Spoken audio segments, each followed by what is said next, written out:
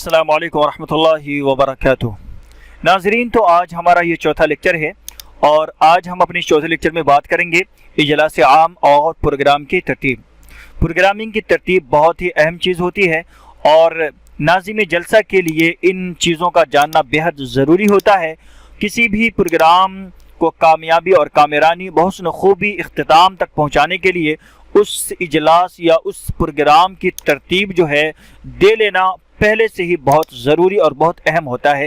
اس لیے ہم نے اس میں تمام عام طرح کے جو پروگرام ہوا کرتے ہیں ہمارے دینی و دعوتی پروگرام، اس کو سامنے رکھ کر ہم نے ایک خاکہ تیار کیا ہے اور ایک ترتیب تیار کی ہے، تاہم اس کے اندر وقت اور حالات کے پیش نظر جو ہے کمی بیشی آگے پیچھے اس کو کیا جا سکتا ہے، لیکن آپ کو سمجھانے کے لیے، آپ کو بتلانے کے لیے ایک خاکہ، ایک ترتیب ہم نے دی ہے جو اس ویڈیو میں آپ کے ساتھ شیئر کرنے والا ہوں۔ تو ویڈیو شروع کرنے سے پہلے آپ سے ایک چھوٹی سی ریکویسٹ ہے کہ پلیز آپ جو ہے ویڈیو کو مکمل دیکھا کریں، اور اگر آپ نے کوئی بھی ہمارا لیکچر مس کیا ہوا ہے، نہیں دیکھا ہے، تو پلیز ان کو بھی دیکھ لیں تاکہ کوئی بھی چھوٹی سے چھوٹی اور بڑی سے بڑی معلومات آپ سے جو ہے چھوٹنے نہ پائے اور آپ اس کو مس نہ کر پائیں۔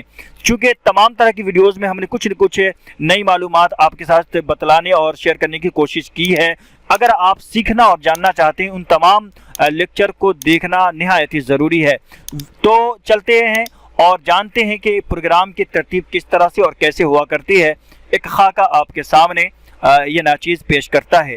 سب سے پہلے تلاوت قرآن۔ جی ہاں، کسی بھی پروگرام کا آغاز جو ہے تلاوت قرآن سے ہوتا ہے، ہم جانتے ہیں، اس لیے سب سے پہلے تلاوت قرآن کو آپ سب سے پہلے اوپر ایک خاکہ بنا لیں۔ جیسا کہ میں نے کل آپ کو بتلایا تھا پچھلے لیکچر میں کہ سب سے ضروری ہے آپ کے لیے ایک رجسٹر، ایک ڈائری کا آپ نے پاس رکھنا، جس میں آپ جو ہے پروگرام کی ترتیب دیں گے۔ تو آج اس کی باری آ گئی ہے، آپ رجسٹر نکال لیں، ڈائری نکال لیں اور ترتیب دینا شروع کر دیں۔ تو سب سے پہلے آپ نے رکھنا ہے تلاوت قرآن کو۔ اب اس پر ہم مزید بات کریں گے آگے کہ تلاوت قرآن کے لیے جب ہم مائک پر لوگوں کو بلائیں گے، قاری قرآن کو یا حافظ قرآن کو، تو کس طرح سے، کس انداز میں بلائیں گے، اس پر ہم مزید آگے بات کریں گے۔ تاہم صرف یہاں آپ کو پروگرام کی ترتیب جو ہے دلانا اور دکھانا مقصد ہے۔ تو نمبر 1 پر ہے تلاوت قرآن، نمبر 2 پر ہے حمد باری تعالیٰ۔ جی ہاں، حمد باری تعالیٰ تلاوت قرآن کے بعد ہی اس کا مرحلہ آتا ہے، تو اس لیے اس کو نمبر 2 پر رکھیں۔ حمد باری تعالیٰ کے لیے بھی کس انداز میں اور کس طریقے سے ہم بلائیں گے نعت خواں کو حمد پڑھنے کے لیے یا شاعر کو، اس پر بھی ہم آنے والی ویڈیوز میں مزید بات کریں گے۔ تو نمبر 3 پر بات کرتے ہیں۔ نمبر 3 پر نعت ہے۔ جی ہاں، حمد پاک کے بعد جو ہے مرحلہ آتا ہے وہ نعت پاک کا آتا ہے، تو اسی انداز اور اسی ترتیب میں آپ جو ہے ایک خاکہ تیار کرتے جائیں، اور نعت پاک کے لیے بھی کس انداز میں بلائیں گے، کس طرح سے مدعو کریں گے، شاعر کو بلائیں گے مائک پر، وہ بھی میں آنے والی ویڈیوز میں انشاءاللہ بالترتیب آپ کو بتلاؤں گا کس طریقے سے اور کس انداز سے نعت خواں کو مائک پر بلایا جائے گا۔ تو نمبر 3 پر نعت پاک ہے۔ نمبر 4 پر اگر ہم بات کریں تو سجر اجلاس کا انتخاب اور تائید ہے۔ جی ہاں، یہ چونکہ میں نے بیچ میں اس لیے اس کو رکھا ہے چونکہ لوگ شروع میں نہیں ہوتے ہیں، تاہم اگر شروع میں لوگ موجود ہوں، سامعین ہوں، تو آپ جو ہے شروع میں ہی اس کا اعلان کر دیں سجر اجلاس کا، اور اس کی تائید بھی کروا دیں تو زیادہ بہتر ہے۔ اگر لوگ نہ ہوں تب اس کو آپ جو ہے لوگوں کی موجودگی میں، سامعین کی موجودگی میں صدر اجلاس کا جو انتخاب اور اس کا اعلان، اس کی تائید کریں تو زیادہ بہتر ہے، وگرنہ اس کو آگے پیچھے کیا جا سکتا ہے۔ تو یہ نمبر 4 پر ہے۔ اگر ہم نمبر 5 پہ بات کریں تو خطبہ استقبالیہ ہے۔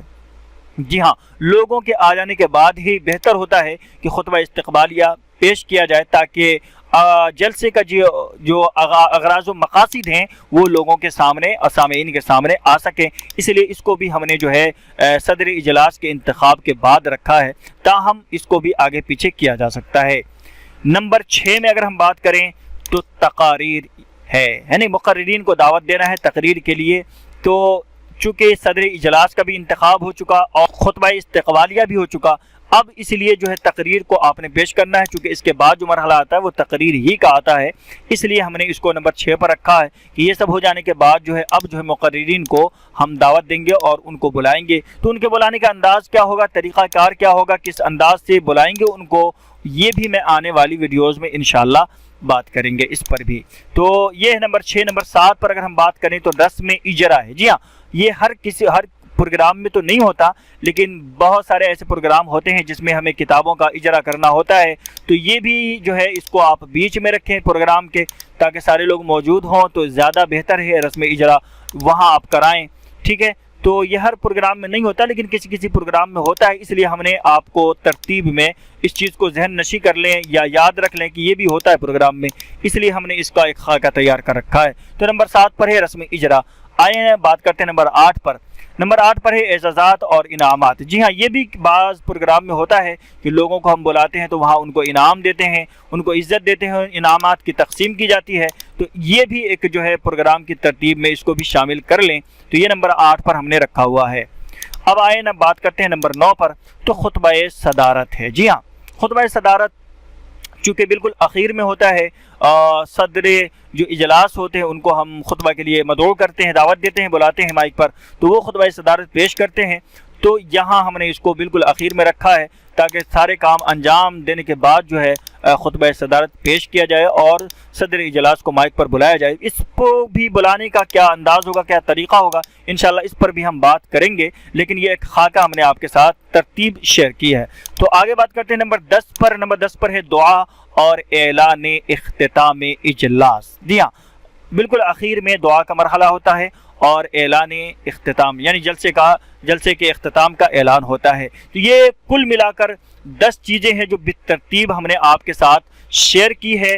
یہ ایک خاکہ ہے تمام طرح کی مجالس کا جو آپ دیکھ پا رہے ہوں گے، چاہیں تو آپ اس کا اسکرین شاٹ لے لیں تاکہ ایک خاکہ آپ کے ذہن میں ہو کہ کس طرح سے ہمیں جو ہے لوگوں کو بلانا ہے، کس طرح سے دعوت دینی ہے، اور پھر جو ہے پروگرام کی ترتیب کس انداز میں دینی ہے۔ تو یہ میں انشاءاللہ کوشش کروں گا نیچے ویڈیو کی ڈسکرپشن میں اس کو ڈال دوں، تاہم اگر آپ چاہیں تو اس کا اسکرین شاٹ لے سکتے ہیں اور اس کو دیکھ کر آپ اپنے جو ہے اپنے پروگرام کی ترتیب دے سکتے ہیں۔ تو یہی انداز عموماً جو ہے تمام طرح کے پروگراموں کا جو ترتیب ہوتی ہے اس کی، وہ اسی انداز میں اسی طریقے سے ہوتی ہے، اور انہی مراحل سے گزرتا ہوا پروگرام جو ہے اپنے اختتام کو پہنچتا ہے۔ تو ناظرین، یہ کل ملا کر کے یہ ہماری جو ہے 10 چیزوں پر مشتمل یہ ہماری ترتیبات ہیں۔ اس کو آپ ذہن نشی کر لیں یا لکھ لیں یا نوٹ کر لیں، ٹھیک ہے، یا پھر جو اس ویڈیو کا اسکرین شاٹ لے لیں، اور انشاءاللہ تعالی ہم آنے والے لیکچر میں مزید اس پر ہم جو ہے بات کریں گے۔